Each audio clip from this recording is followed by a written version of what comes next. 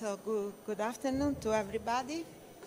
The aim of our project is to set up a new bank for fertility preservation of prepubertal boys who need it because they have to undergo chemoradiotherapy that can compromise their fertility.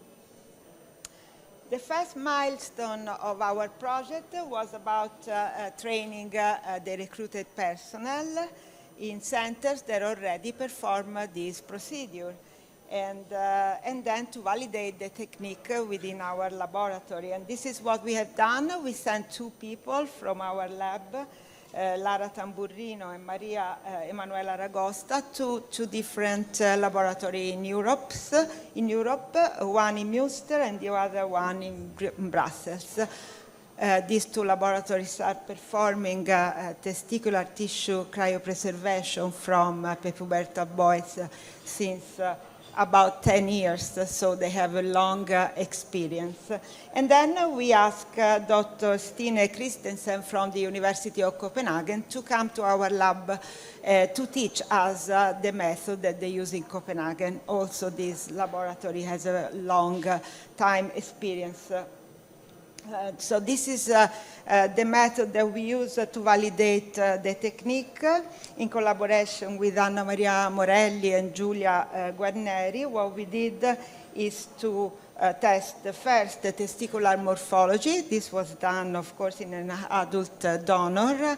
And as you can see, the staining reveals the histological characteristic of the tissue. And then an important thing is to demonstrate that in the tissue are present spermatogonial stem cells, otherwise it's not worth to go on to cryopreserve the tissue. And so again, we use a specific probe for spermatogonial stem cells, which is an antibody directed again a protein which is present in these cells. The antibody is called MAGE-A4.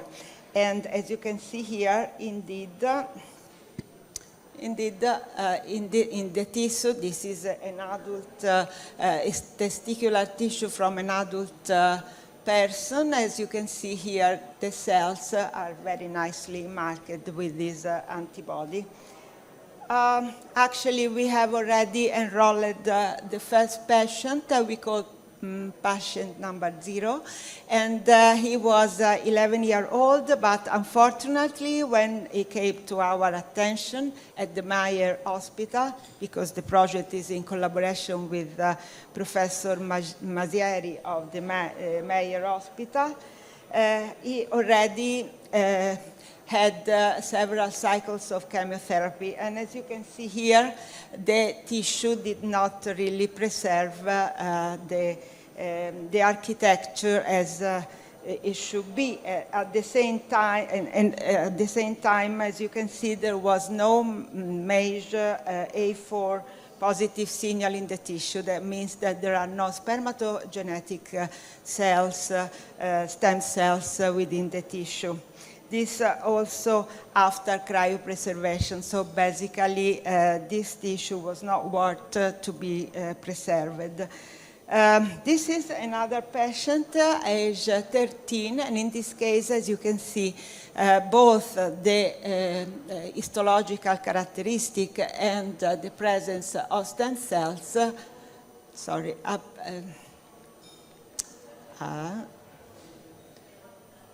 are preserved. As you can see here, there are stem cells in the tissue. One thing which is important to say is that the two technicians, the 2 biologists of our lab experienced the fact that in the 2 centers where they went, actually the method that they used to cryopreserve the tissue was different. So one thing that we decided to go on with this project is to understand which one of the 2 methods behave better in preserving the characteristic of the tissue. And we are now doing that using testicular tissue from rabbits. with both methods. I cannot go into the details of the two methods. And so far, we started with the first rabbit. And we start, first of all, to see if our antibody against stem cells was working, and indeed it was. As you can see, also in the rabbit, we can visualize the presence of stem cells with this antibody. So it means that we can go on with this project. And so far, we have cut the tissue of the rabbit with the two methods, but we still don't have the results for the moment. But of course, we are going on with this project. The second milestone, where we worked a lot together with Professor Masieri and other people within the Mayer, was to create a network of specialists, and the idea is that this network should consider each case to decide whether it is worth or not going on with the cryopreservation of the tissue, and also to try to disseminate our activity within Tuscany. So what we have done, we created this activity, and these people, this multidisciplinary group will meet within Mayer, and is formed by the people that you see here, but basically a pediatric urologist, Professor Masieri, two endocrinologists, an oncologist, a pediatric oncologist, and also a psychologist, which is very important to understand all in a holistic way the possibility really to go on with this patient. And we also develop two brochures, one for the families and the other one for medical personnel to show them what we are going to do. And with that, I finish, and I thank you for your attention.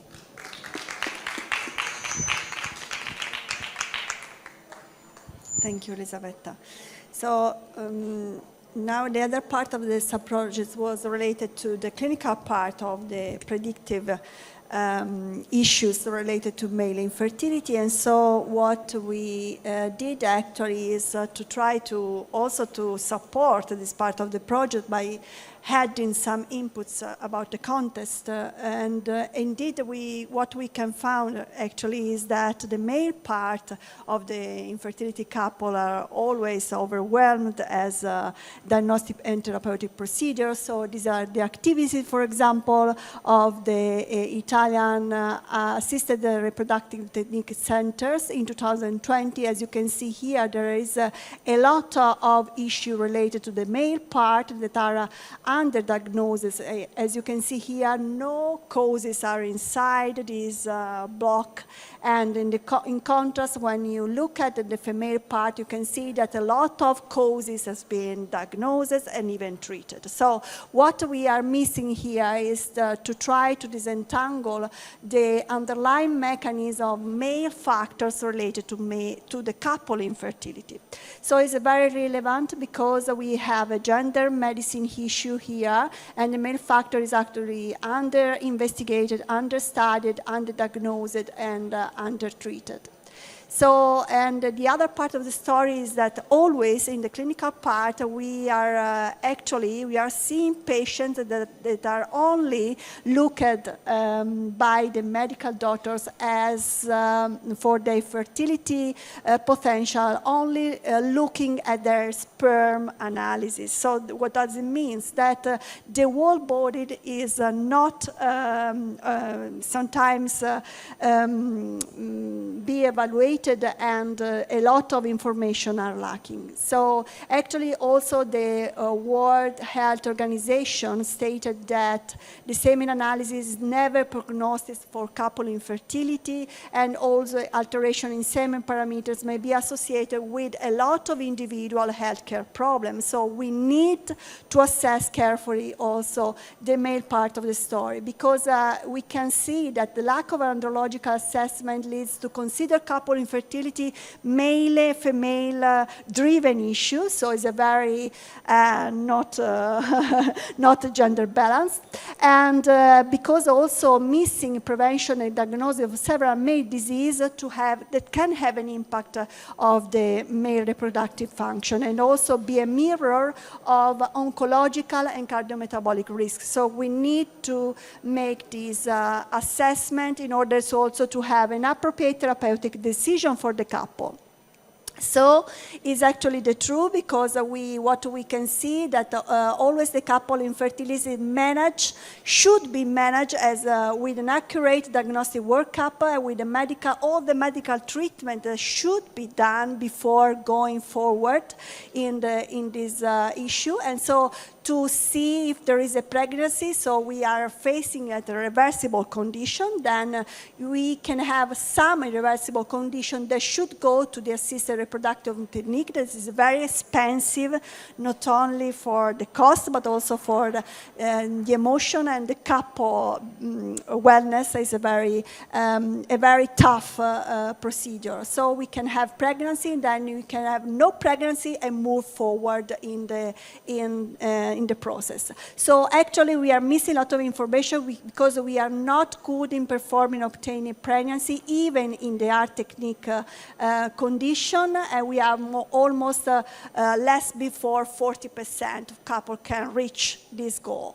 So what we need is to try to make some procedure before considering the pregnancies as irreversible and not obtainable by using medical treatment. So what we decided to do in this sub-project was to develop an andrological service with the local primary health network in order to enhance our way to manage the couple infertility and to find the male factors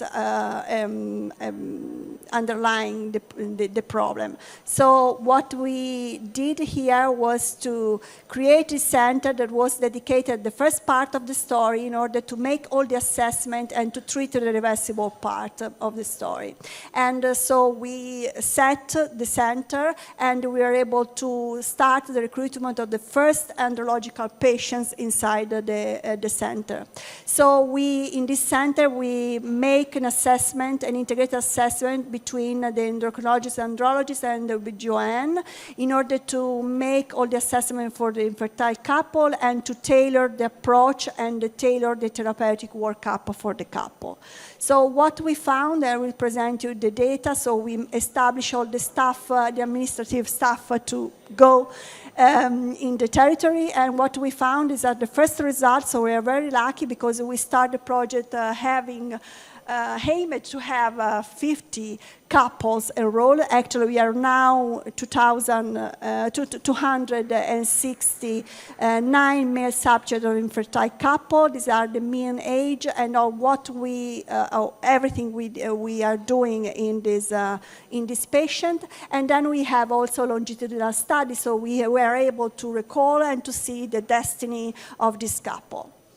So what we found was actually that is in young patients, we found a lot of metabolic alterations, so obesity in 12%, hypertension, dyslipidemia, metabolic syndrome, and even diabetes mellitus that we diagnosed by ourselves during the assessment.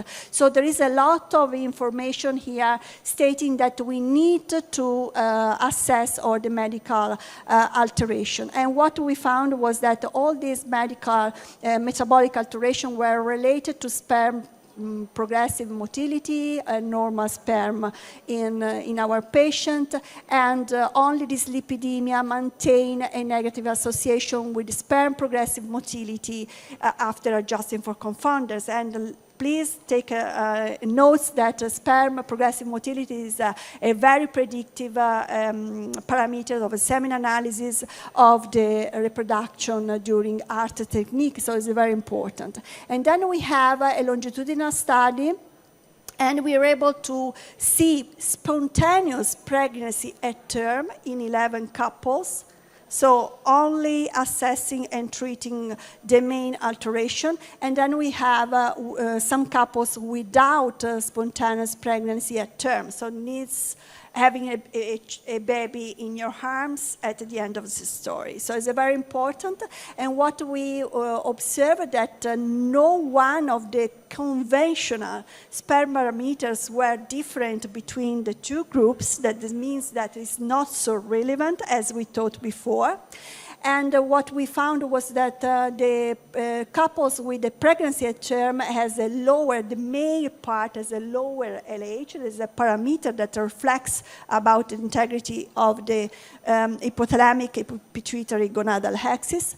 And the main important part of the story was that we found that the severity of obesity, the visceral fat degree, and also the metabolic age were the only parameters that were different between the two groups. So no difference in a lot of hormonal level, no difference in the sperm analysis, but difference in what is the metabolic alterations. And then we make this rock curve in order to find, to disentangle the main parameter that was associated with the outcome of pregnancy. And what we found was that the best accuracy was related to the metabolic age, that is an age that correlates with a lot of information inside the body, not only the metabolic one. And it was indeed related to the blood pressure, LDL cholesterol, but also insulin levels. So it increases a function of this alteration, but also it reduces a function of total testosterone level in our male as sex hormone binding globulin, free testosterone, and TSH. So it means that maybe can reflect something that is more complex than the sperm parameters, but also the metabolic syndrome, and even considering a lot of information about the hormonal level. So, and the metabolic age also reduces the function of physical exercise entity and also the intensity of physical exercise. So finally, at the conclusion, we were able to find that we are starting to find a new predictor of the the pregnancy, the spontaneous pregnancy rate in our couple. So assessing and having a good assessment, also the male part can add very important information about the destiny of our couples, and even maybe drive some important information to target before going forward in the process. So I would like to thank my collaborators at the University of Florence and all the staff that work with me in this project. Thank you very much.